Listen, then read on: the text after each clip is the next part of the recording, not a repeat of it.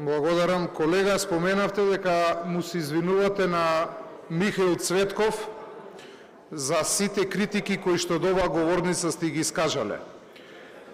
Не само на Михаил Цветков, туку и на Ацо Спасеновски, особено на Љупчо Димовски, треба да му се извините не за критиките, туку за сите прогони и притвори на кои што тие луѓе ги изложивте. Мораа преку судски лавиринти да ја докажуваат својата невиност само заради тоа што не одговараа на вашите политики и на вашето поимување.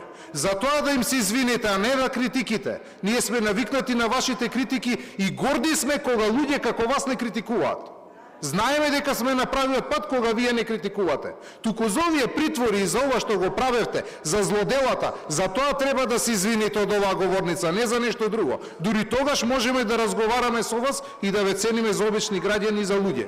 До тогаш треба да знаете дека социјалистите не забораваат.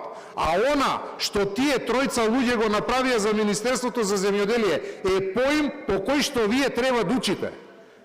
Треба да учите. Тоа е земјоделие и тоа видите го што е земјоделие. Треба да учите, а за злоделата треба да се извините. Се додека не се извините, нема потреба да разговараме. Благодарам.